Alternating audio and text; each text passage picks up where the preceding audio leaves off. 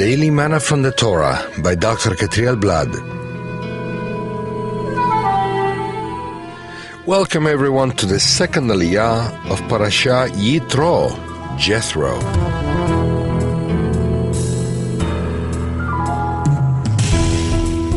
This second aliyah is found in Exodus 18 from verses 13 to 23.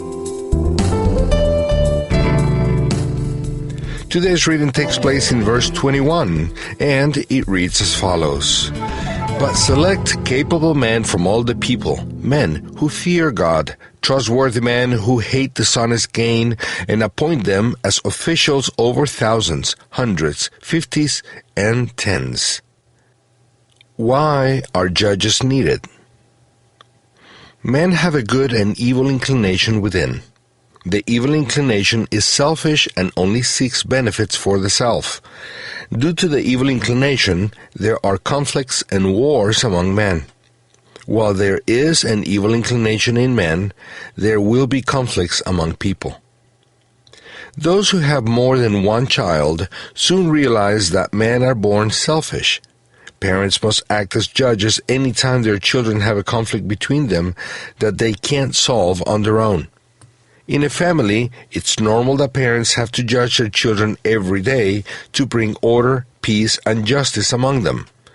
It's important for parents to know the Torah so they can apply it in the relationship among their children.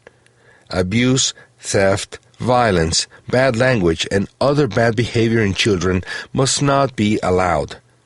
Parents are responsible for correcting any behavior that conflicts with the Torah in their children. That's why it's not good to leave the children in the care of others until they have grown over several years in their own home's environment, where the Torah rules and where there is personal attention to each one of them, much better than in any daycare. A system of judges is necessary both in families and in society. When there is a conflict between people and they can't solve it by themselves, there has to be a judge that dictates a fair sentence. The judge is set over citizens of a country in representation of the Almighty. Whatever the judge dictates has to be respected as if it had come directly from heaven. The only instance in which a judge's sentence must not be obeyed is when he doesn't follow the rules stipulated by Torah.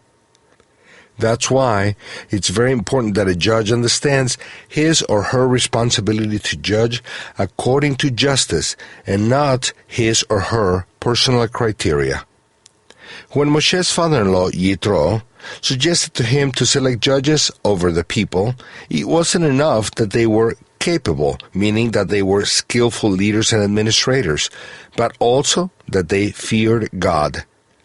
This quality is extremely important when judging. A judge who has no fear of heaven becomes corrupt and capricious. Moreover, they had to be trustworthy, men who hated lies. The last quality of a judge is that he hates dishonest gain and corruption. All nations need these kind of judges to achieve peace and justice within society. When Yeshua instructs his disciples not to judge, he does so from a personal point of view. In our relationship with our neighbor, it's forbidden to judge others, but that's not the case of a court. The context in Matthew 7 speaks about judging faults in our neighbors. When one judges one neighbor's fault, it is usually evidence that the one who judges has those same faults him or herself on a larger scale. The one who is bothered by the speck in his brother's eye is the one with the plank within his own. In personal relationships, we have to be very careful not to judge what we think are somebody else's motives. Usually, the reason behind people's behavior is unknown. Only Hashem knows the heart's motives, and we have no right to judge them, neither on a personal level nor by any human court system. A human court can only judge facts, not motives or hidden reasons or issues. What men do in secret will be judged by the heavenly court that sees everything. But specific and concrete actions can and must be judged by a human court, following the rules established by the Torah for that same purpose.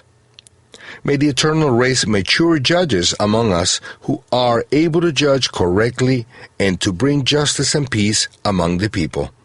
Shalom ubracha, peace and blessings.